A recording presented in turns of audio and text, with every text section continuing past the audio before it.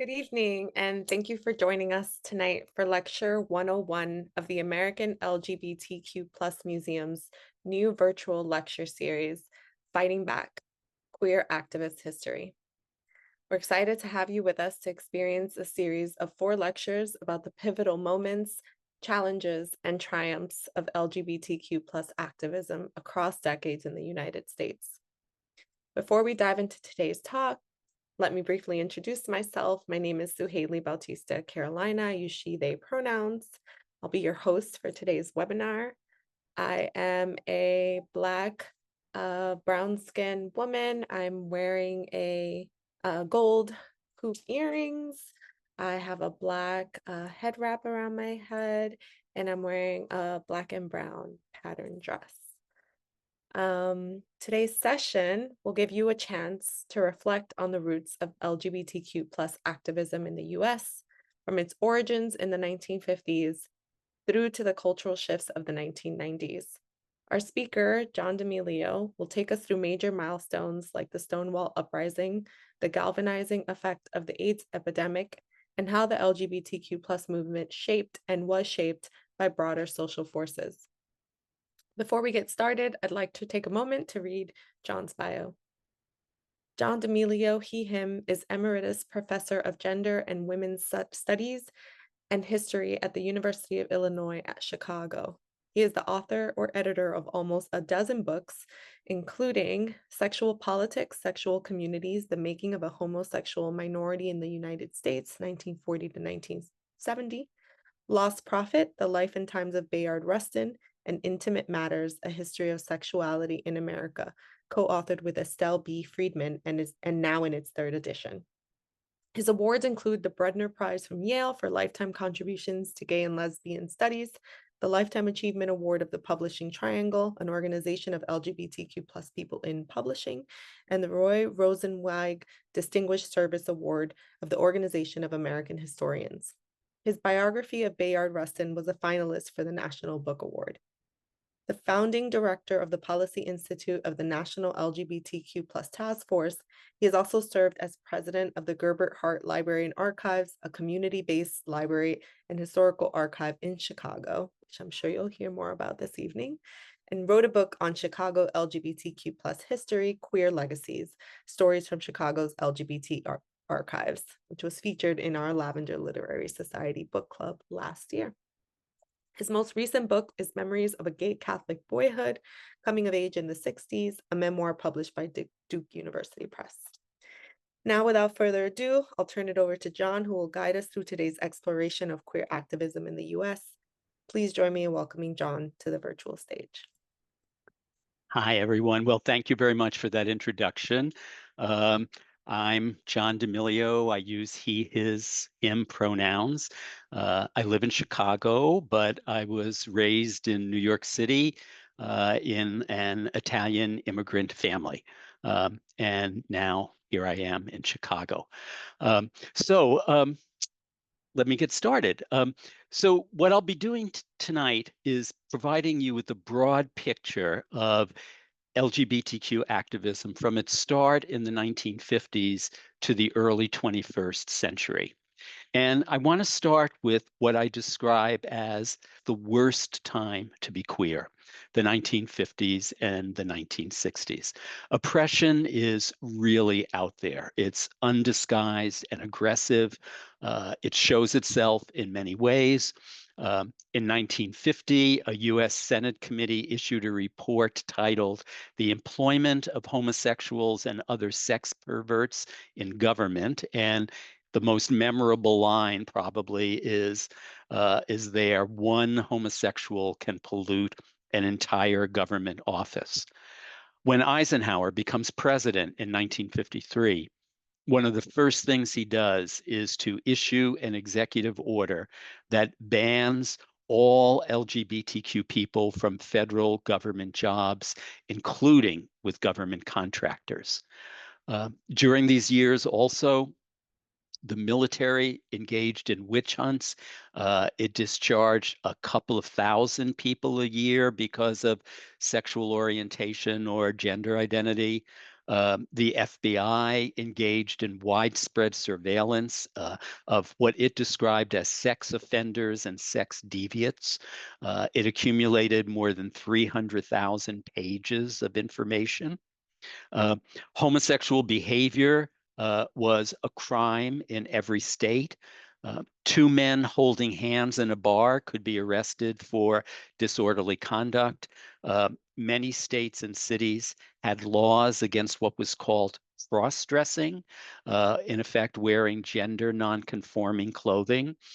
In the 1950s, that meant, for instance, that a woman wearing pants or with a zipper in the front could be arrested. Um, so it wasn't an easy time. And here are some headlines from the Chicago Tribune that capture this: moral misfits, sex perverts, uh, talking about all the things that the government was doing and the dangers of homosexuality. These tell you about raids of gay bars, 58, 87, 40 people arrested in bar raids in Chicago. So, under these circumstances, as you can imagine, people lived in the closet. The phrase that was most often used in that period of time was wearing a mask. You pretended in your life to family, friends, neighbors, fellow workers that you were heterosexual or gender conforming. And occasionally, in these conditions, someone becomes visible, but it's usually happens against their will and in the form of an attack upon them. For instance, Bayard Rustin was the organizer of the famous 1963 March on Washington. He was a social justice activist for decades. And a couple of weeks before the March on Washington, a segregationist senator from South Carolina revealed in the Senate that the organizer of this upcoming march was, in his words, a sex pervert. And the information had been provided to him, to the senator, by the FBI. Rustin survives. The civil rights movement backs him, but it's a good example of the vulnerability. Uh, in the 1950s and 1960s, for instance, there are no TV series with LGBTQ characters. The most visible cultural representation of queer life in these years were so-called lesbian pulp novels. They were available in drugstores and newsstands everywhere. They were scandalous and negative in their portrayal, usually written by heterosexual men. As you'll see, a couple of examples, the covers were very offensive and the titles warped, degraded women. So, uh, in circumstances like this, how do LGBTQ people resist? What forms does resistance take in the 50s and 60s? Well, in response to the intensity of oppression, a continuous history of activist organizing finally starts around 1950. Uh, and three organizations in the first half of the 50s are formed in California: the Mattachine Society, One Incorporated, which primarily published a monthly magazine called One, and the Daughters of Bilitis, which was a lesbian organization. And these organizations, they hold meetings, they have public lectures in which they invite liberal ministers or doctors or lawyers to speak. They publish magazines. The Mattachine and the Daughters have chapters in a few cities. Um, but given the times, it was a very cautious type of activism. I mean, look at the names of the organizations. You'd never know they were LGBTQ organizations.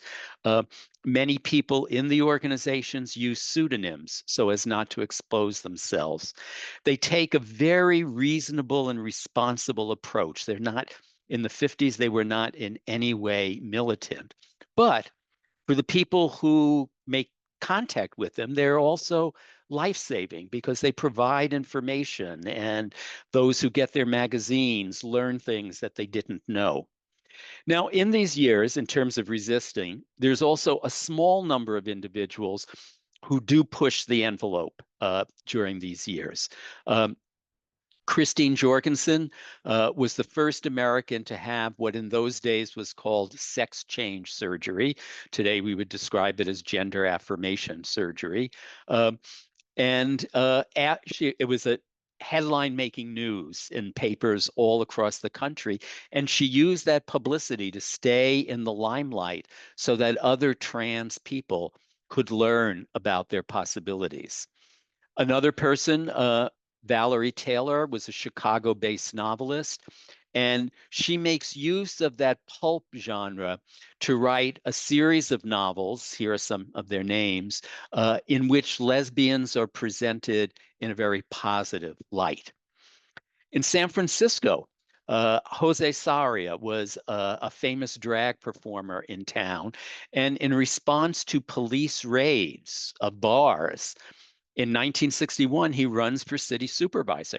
He doesn't get elected, but he's the first LGBTQ person to openly run for public office. Now, by the mid 1960s, with the civil rights movement and then an anti war movement just growing in visibility and giving legitimacy to protest and demonstrations, some of these activists become more visible and assertive. Um, the one that I'll mention is Frank Kameny. He was an astronomer who lost his job with the federal government for being gay. Uh, and he forms a Mattachine chapter in DC and organizes, with the help of others, the first public demonstrations against the federal government and its ban on hiring lesbian, gay, and bisexual people. That's how it was defined at that time. Uh, and here's pictures of the first couple of demonstrations that they did in Washington, D.C. In 1965. You can see how orderly they were. Uh, at the same time, things are moving forward. A conference of activists in Chicago in 68 adopt the slogan, "Gay is good," which was a big deal. By the late 60s, cities like Philadelphia, San Francisco, and Los Angeles saw some rowdy, disruptive demonstrations in response to police harassment. Uh, Usually, almost always, trans women were in the lead. Um, Building on what militant African Americans were doing, uh, activists started using the phrase gay power in the late 1960s. And with such things starting to happen, in late June of 69, when the police in New York City raid a village gay bar called the Stonewall Inn, the patrons of the bar fight back, and rioting and demonstrations continue for several nights. And it gives birth to what got called the gay liberation movement. And Stonewall is very much the marker of the beginning of that shift. And by the following spring of 1970, there's enough of this militant, angry activism um, among a younger generation that in New York, Los Angeles, and Chicago, um, activists have a march and rally to commemorate the Stonewall Rebellion. You know, pride marches and parades are held all across the globe every June now, but this was a big deal in 1970. And here are notice how different these images are from the 1965 images. You can see the anger and the militancy in the face of these folks. Um, so a key element of this new liberation movement was the call to come out of the closet, to reject shame, reject secrecy, and make yourself visible to everyone, uh, which was not something that had been talked about before that. So, with this new kind of militant activism, what sort of things change in the 1970s? Um, For one, there is an explosion of organizations. At the time of Stonewall, after almost 20 years, there were maybe 50 activist organizations in the United States. By 1974, there are between 800 and 1,000.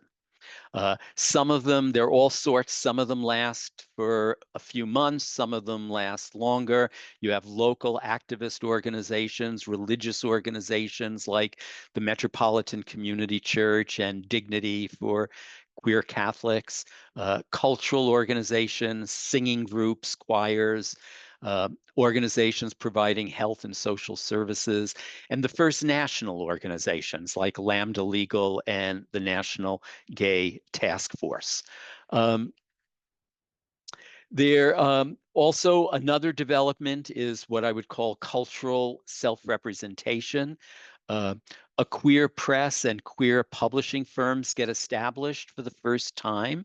Um, their publications are sort of out there, with the title Lesbian Tide or Fag Rag, which was produced by gay men coming out of Boston. Um, a lesbian publishing firm publishes a novel by Rita Mae Brown called Ruby Fruit Jungle, which has probably became the widest read lesbian novel that had ever been published. Another development is the winning of allies. In the course of the 1970s, each one of these four organizations, lawyers, civil rights activists, the National Council of Churches, psychologists come out in support of uh, eliminating criminality and passing non-discrimination bills. And there are also some victories in the 70s. There's a long list here, but I'll mention two in particular. The American Psychiatric Association in 1973 eliminates homosexuality, sexual orientation from its list of mental illnesses. And the federal government doesn't completely eliminate the ban, but it eliminates the ban on employment in jobs that don't require security clearances, which is a big deal for a lot of ordinary office workers. Some states start repealing sodomy laws. There's a decline in police harassment. Things are really beginning to happen in the 1970s. But it's also true that, this is the beginning of militant activism and not everything changes. So what doesn't change during this period of time? Um, well, one thing is that despite the fact that activists are coming out, the vast majority of queer folks are still living in the closet. They're not political activists. They're not community activists in any way. Uh, they may have gay or lesbian, queer in one way or another social lives, but they're not part of this effort to make change, and they're very careful about their identity. Also, it's very much an internally divided population that reflected the divisions in gender, race, class, and identity that one sees in the society at large. So, for instance, to use Chicago as an example, there was a group called Chicago Gay Liberation that was claimed to be for everyone, but in fact, it was an organization almost entirely of gay white men. Um, Lesbians left the organization to create Chicago Lesbian Liberation. Um, People of color in the city formed something called Third World Gay Revolution. And transgender folks formed something called the Transvestite Legal Committee to fight for their own rights.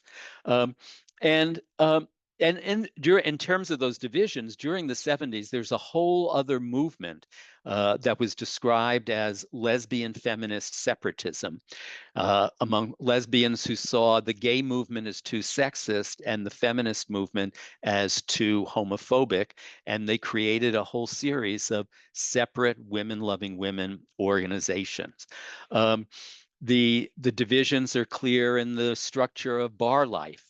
Many bars in the 1970s required people of color to provide multiple forms of identity as a way of making it harder for them to get in. And then, of course, the intense homophobia of the society is still very much in play.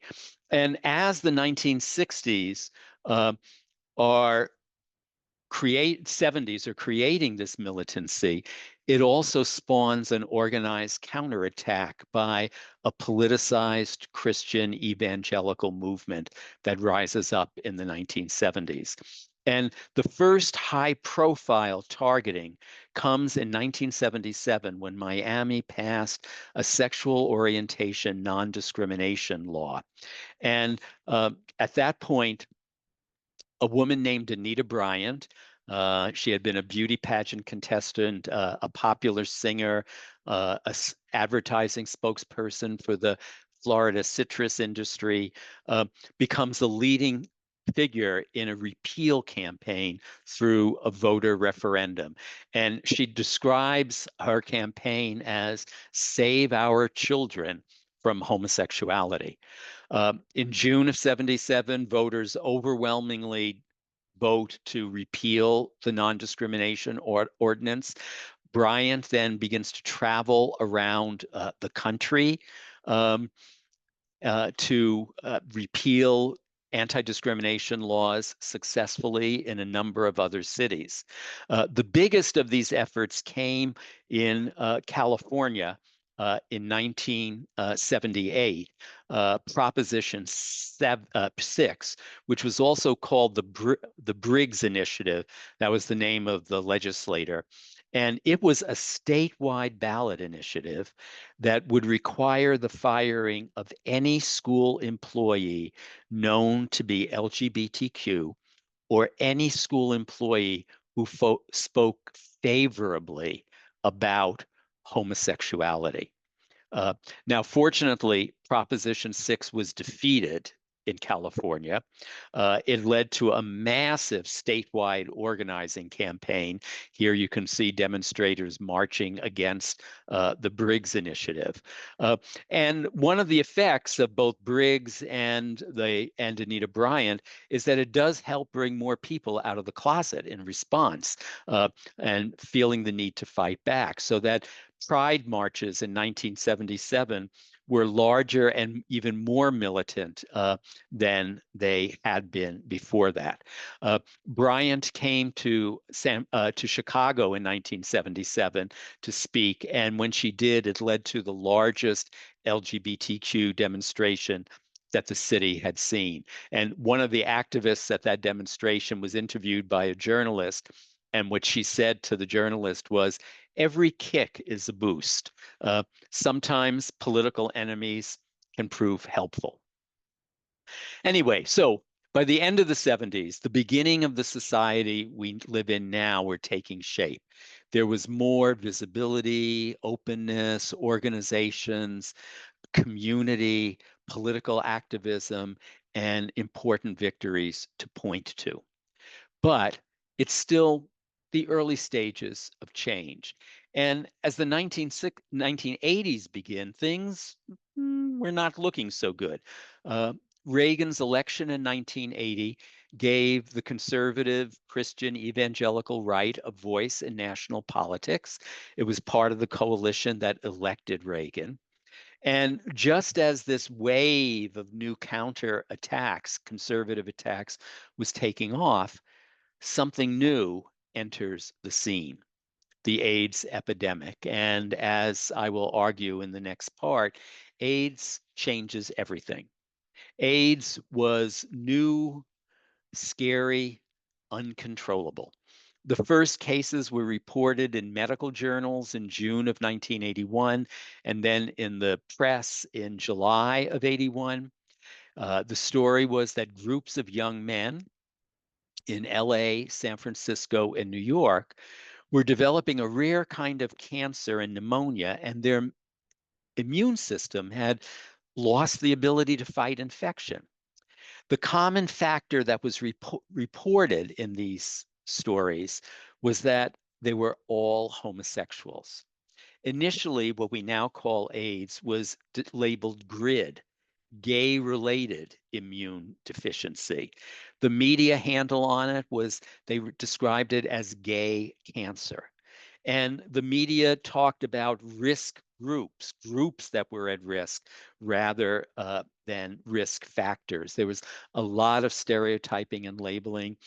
People of color were disproportionately affected in terms of numbers that these early studies reported.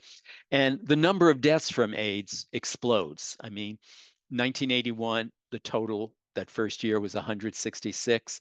By 1992, almost 200,000 Americans had died from AIDS. And initially, there's almost no press coverage about this epidemic. And think about the contrast with COVID, which immediately made headlines uh, when it first appeared in 2020.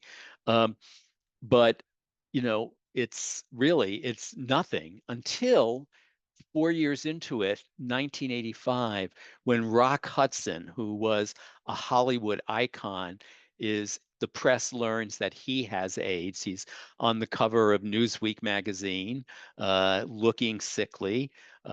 His death is reported on the front page of a lot of newspapers.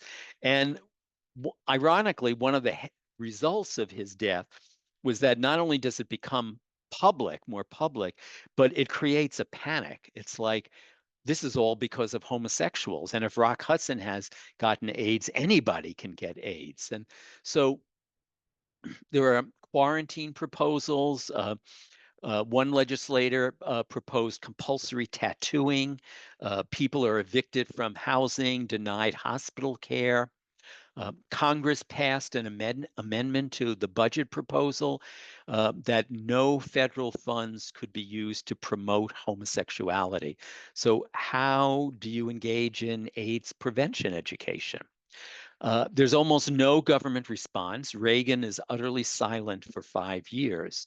But, and this is the most important thing, AIDS mobilizes the LGBTQ community like never before. Uh, One form that takes is local self-help, the formation of local community health organizations like the Gay Men's Health Crisis or AIDS Project Los Angeles. Lesbians who had moved in this separate world in the 70s as feminists with a political analysis of medicine and healthcare, they get very involved in fighting the AIDS epidemic. Uh, there's a lot of local political organizing to get city and county governments and public health agencies to respond to the epidemic. And community members begin to engage in a great deal of self-education about how to prevent the spread of this disease. And that leads to a lot of community organizing. Now, just as all of this is happening, in 1986, the Supreme Court issues a decision 5 years after the first AIDS cases in the case of Bowers versus Hardwick, which was a challenge to criminalization, to sodomy laws. And the court says that sodomy laws are constitutional. The language is offensive. I mean, one of the lines in the opinion was there's no such thing as a fundamental right to commit homosexual sodomy. The argument, another judge said the arguments being made to overturn these laws are facetious. The decision, as you can imagine, was enraging. And if you combine Hardwick with AIDS, the impact on activism is impressive. And I'll just give you one dramatic example. In 1979, there was the first LGBTQ march on Washington. And 10 years after Stonewall, maybe 100,000 people came, which, was good, but wasn't as big as the demonstrations from the 60s. In 1987, the year after Hardwick, activists started organizing a march on Washington, and almost about 500,000, 500,000 people come to it. Now, by the second half of the 80s, AIDS is going way beyond generating these local responses. It's mobilizing the population. And a key moment comes in 1986, 87, with the beginning of direct action groups in a number of different cities. Uh, and while lots of activists deserve credit for this, I want to emphasize one in particular, Larry Kramer. Um, he was a very high profile novelist and screenwriter.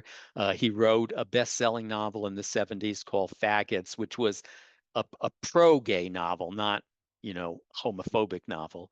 In 1983, he wrote an article, 1112 and counting. That was the number of people who had died of AIDS, and said, if we don't fight back, we're all going to die. He wrote a play about AIDS, The Normal Heart, which gets initially produced in New York, but then travels around the entire city. And in 1987, he gives a speech at the New York City LGBTQ Community Center, uh, in which he says, his speech was really a call to arms. And what comes out of it is a direct action group called ACT UP, the AIDS Coalition to Unleash Power. And groups form with that name all over the United States. I mean, not just New York, Chicago, San Francisco, LA, but Tulsa, Oklahoma, or Shreveport, Louisiana. They have powerful demonstrations across the country. Disrupt the New York Stock Exchange, a die-in Daley Plaza in downtown Chicago. They blocked the Golden Gate Bridge during rush hour, invade the Food and Drug Administration in Maryland, interrupt a mass in New York City at St. Patrick's Cathedral being said by the cardinal there. They get lots of media coverage. And I will show you a bunch of pictures of both the demonstrations and the visuals that they used, which gives you a sense of that militancy. Silence equals death was one of the main slogans that they used. I mean, you can just look, just look at the anger. That's the name of the Catholic cardinal in Chicago. This was widely circulated. Again, a protest against Catholic hierarchy, against Ronald Reagan, the price that people of color are paying for this disease, and the frequency of deaths. Um, so I'll also mention that at the same time that ACT UP is taking off and really doing a lot, another powerful response to the epidemic, though of a different sort, also appears. The Names Project, and this was a cartoon that got circulated, identifying one of the conservative senators with Adolf Hitler. But the other project that takes place is the Names Project Memorial Quilt. It was started in San Francisco in 1986, and to make quilt patterns to honor people who had died. And it makes its debut at the 1987 March on Washington, where it's displayed on the mall and then travels around the country. Big exhibitions in many, many cities. And it has the effect of making the price of AIDS in lives lost very real and very powerful. It personalizes it. And here are just a few examples. The Mexican flag on this one, the schools that he went to. He was a musician. A daughter made this for her father who had died of AIDS. So this is, the major thing that's happening in the 1980s. But by the early 90s, it's making a much bigger difference. The community is starting to work as part of a national coalition that includes nurses, doctors, social workers, public health workers to fight the AIDS epidemic. And although it starts mostly at the local level and then the state level, there also are some national victories. The Ryan White Care Act in 1990 provides significant funding, federal funding to fight AIDS. The Americans with Disabilities Act in 1990 includes HIV positive status as a form of disability protected from discrimination.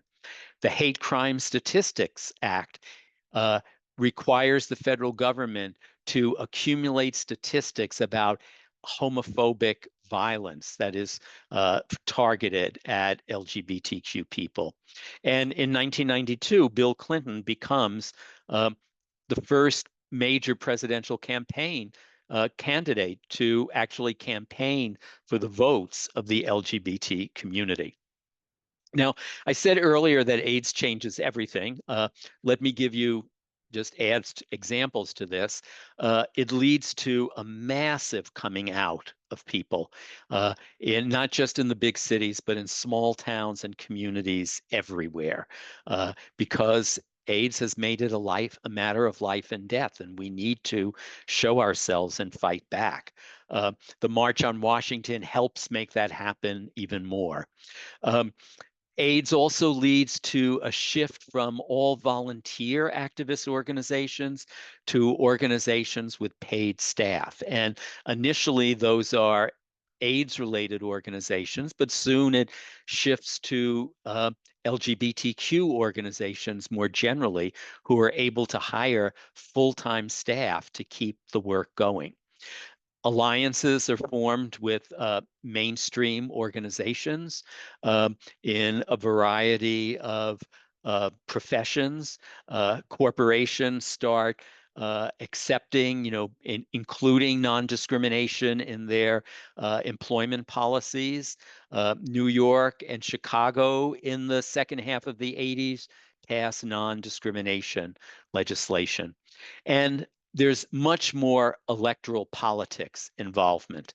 Uh, People needed to lobby in Washington around AIDS, and they learn how the system works, and more out candidates start running for office. The change doesn't stop here, however. There is, because of AIDS, much greater visibility and organizing among people of color. Uh, there had been some in the 1970s, but not nearly as much as takes shape in the course of the 80s. National organizations form YEGO, which was a Latino organization, the National Black, Lesbian, and Gay Leadership Forum, the Minority AIDS Project in Los Angeles, which becomes a model for uh, local organizations around the country, a national coalition. To give two examples from Chicago, in 1993, the Bud Billiken Parade was a South Side African American parade. There's St. Patrick's Day, there's the Bud Billiken Parade.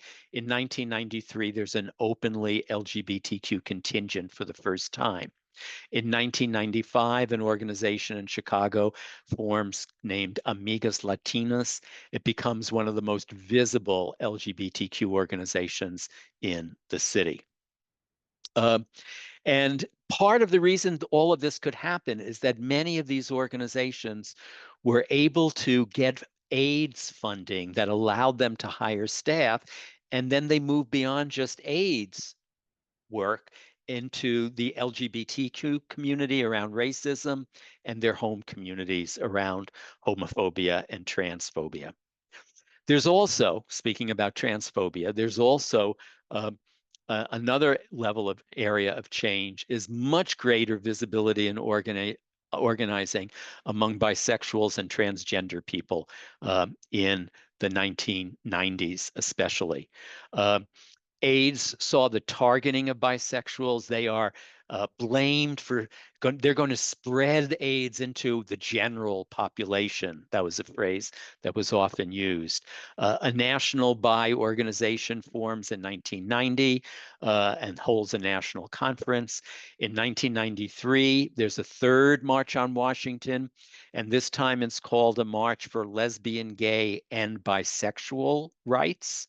Um, AIDS also exposed the marginalization of the transgender community. Um, Trans women especially were seemed to be at higher risk for contracting AIDS, uh, and yet um, they were not represented in many of the AIDS organizations that grew out of a quote gay male or white gay male community, and so and um, gender identity was not included in these early non-discrimination laws that were passed. They were specifically laws about sexual orientation. So there's much more trans organizing in the 70s, in the 90s. A transgender literature appears written by some of the names that I have here. By the mid 80s, 90s, the movement is now uh, describing itself as LGBT instead of lesbian and gay or lesbian, gay, and bi. Another significant change, much more visibility in popular culture. We're no longer living in the world just of lesbian pulp novels. 1993, Tom Hanks stars in a movie, Philadelphia, in which he plays someone with AIDS and he wins an Oscar for it. Tony Kushner writes a play about AIDS, Angels in America, which wins Tony Awards and travels all around the country. I'll come back to the Pedro Zamora in a minute. I'll mention Ellen DeGeneres, her TV series by that name in 1996-97. Her character of Ellen in the course of that season, episode after episode, slowly comes out until millions of Americans are watching and basically shouting at their TV screen, "We know you're a lesbian." And, finally, she does come out. Um, Pedro Zamora was a Cuban American AIDS activist. And in the early years of reality TV, one of the earliest shows was MTV's Real World. He's the first out gay man on MTV's Real World, and it broke significant barriers, TV barriers, in 1994. Another change that's happening by the 90s is this a much bigger level of involvement in national politics. 1993, Clinton promised to eliminate the military ban. He takes office in January, and all of a sudden there's a gays in the military debate, as it was referred to in the press, that goes on for 6 months. And although Clinton had promised to eliminate it, the military and the Senate and the House are so opposed to it that after 6 months, they end up with a don't ask, don't tell policy, which was just a, a little gain for the community. But it's the big thing about it. It's the first time that gays are, as they put it, were in the national spotlight for several months running. Congress in 1996, after a Hawaiian case that was legalizing gay marriage, same-sex marriage, marriage equality in Hawaii, passes a Defense of Marriage Act, which defines marriage as the union of a man and a woman, and no federal recognition can go to it. In 1996 and 2004, uh, two national election years, there are state ballot measures in more than half the states that, again, ban the possibility of marriage equality.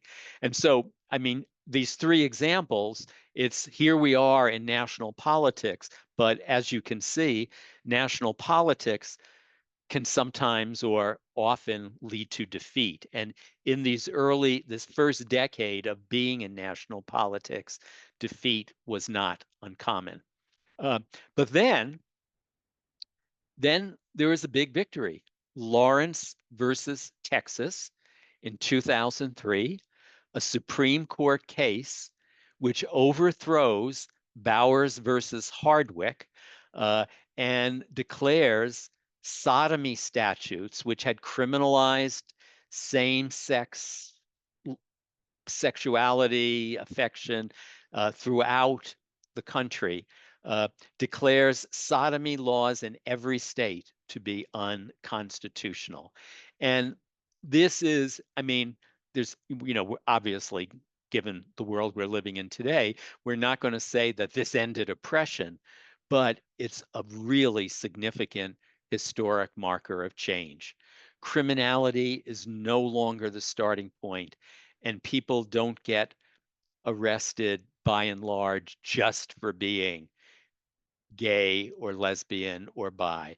Now, transgender people were still facing a higher level of persecution in the years that followed. But anyway, so um, I think I'm in terms of detail, I'm going to stop here. There's so much more that could be said about the last 20 years. Uh, the way that the marriage campaign played out in marriage equality, played out in state after state after state, and finally getting legitimacy by a Supreme Court decision in 2015. Another characteristic of the 21st century has been an explosion of youth and school connected organizing. Uh, Groups called gay straight alliances or queer straight alliances exploded and by the early 2000s there were thousands of them in high schools and even sometimes in middle schools around the country. Gender identity and trans visibility grew dramatically as well. And we begin during these decades to see the first uh, disc anti-discrimination laws passed relating to gender identity. And then a really big moment came in the year 2020 when that conservative Supreme Court in Bostock versus Clayton um, said that the Civil Rights Act bans gender discrimination and gay and lesbian. It didn't doesn't people are it's unclear whether it includes trans, but sexual orientation discrimination was seen as a form of gender discrimination, and it is now technically against the law around the country. Now, needless to say, and I'm not talking about this, but it may come up in questions, we're living in a moment in which there's a new wave of intense anti-LGBTQ organizing going on in response to the gains that our communities have made over the last 50 to 60 years. And it will be interesting, going back to that quote from that woman activist, whether all of this once again demonstrates, say, in a year or two from now, that every kick is a boost. Will these efforts that the Trump administration and that are happening in a bunch of states around the country around books and trans access to medical care and things like that, will it create a new response from the community that builds our political strength again? Uh, if that's something that we need to see. So uh, I will stop there now and uh, give it back to Suhaili to see if there are questions or discussion that we want to have. Thanks so much, John. This is such an important lecture and presentation, and I myself am here with my notebook and my pen taking a lot of notes, and I'm sure that sentiment is true for our audience as well. We do have a few questions. I'm going to go through them, but I also encourage folks to put their questions in the chat. We'll have a few minutes, and if we get through these questions, we'll be able to take new questions as well. So one of our questions is from Nancy in the chat. They're talking about the influence of gay community news in Boston. I know that this lecture, as comprehensive as the title makes it seem, is not able to capture all of the thousands of organizations and collectives that Mhm. did have an influence on LGBTQ plus activist history, but maybe you can talk a little bit about gay community news, its influence, and just generally, I think even the influence of other publications Yes. or journalistic. Okay. So I mentioned that one of the changes in the 70s was the beginning of community generated cultural representation and the founding of a press. And there were lots of sort of local newspapers. And one of the most important was based in Boston. It was called Gay Community News. It lasted for decades. Uh, and it it wasn't, even though it was based in Boston and its initial work was very much focused around the area, it was a progressive paper with decidedly left of liberal point of view, and began to cover broad national issues as well, and circulated far outside of New England. Uh, I can say that I had the privilege in the course of the 70s and early 80s of actually writing a few articles for Gay Community News on different topics. And one of the important things about Gay Community News is that it served as a training ground for activists that then moved from GCN into wider roles. So Urvashi Vad, who became head of the National Gay and Lesbian Task Force, Sue Hyde, who had been for became for 30 years the organizer of the National Creating Change conference that was held. Uh, Richard Burns, who went on to lead the New York City LGBT Community Center and turned out to be one of the founders of the American LGBTQ museum along with Urvashi Vad. So Gay Community News was one of the most influential of the papers that came out in those 2 decades, especially. Thanks, John. Another question is, were there any allies to anti-discrimination in the earlier days of protests in the 1950s with psychology or science and even law, or did this not appear until later decades?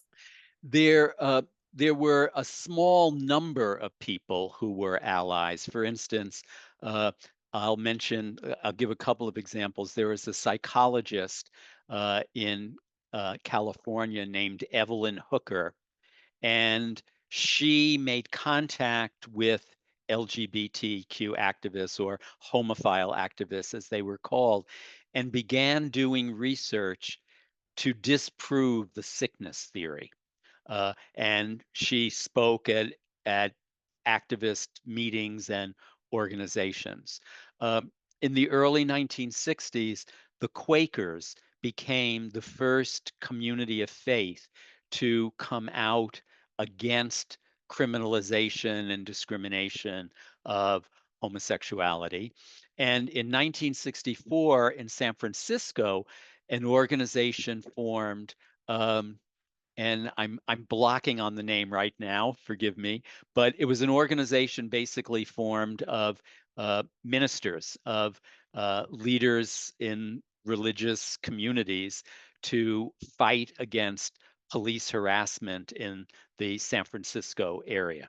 So yes, there are some individual examples, but it didn't happen in a big way until the 1970s. Thanks, John. Another question from the audience is, what impact, if any, did Princess Diana's efforts in AIDS advocacy um, have in terms of normalizing? You talked a lot about popular culture and sort of this Yeah. bring into TV and media. Do you think that had any influence, or could you see that? Oh, well, I'm embarrassed to admit I don't know that I can answer that question. I mean, I know it made a difference in the sense that any visibility with a public figure like that who was so deeply loved helps to turn the views of some people around. But I can't point to specific things that changed because of what Princess Diana did. Right. And I'm sure there are so many other, moments and like this one where Yeah, we don't know the actual, we can't yeah. track or measure the influence of someone, but certainly there was one, whether it was Mhm. personal or, led Yeah. to something greater. And let me give a different example though. Like this is an American example. Elizabeth Taylor, the actress. Um, she was close to Rock Hudson. When Rock Hudson died, she became a really visible AIDS activist and formed and funded an organization called the American Foundation for AIDS Research, which lasted for years. Mhm.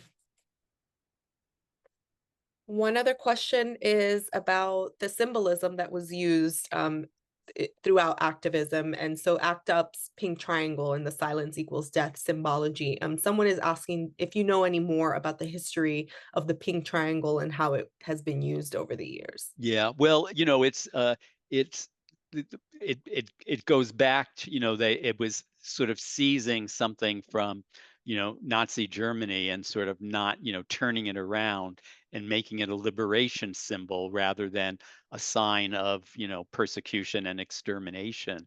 Um, and in some ways, the lavender triangle is became one of the major things. Also, the rainbow flag in the late 70s. And I won't provide an answer to this, but I will say it is debated so much across the communities. Who is responsible for the rainbow, flag? Was it Harvey Milk? Was it Jesse Jackson? Was it, and no, I don't think anybody's ever going to resolve it. But the rainbow flag has obviously become probably the most visible symbol. Yeah, that's right. There's a desire for a list of the printed works that were discussed in this presentation.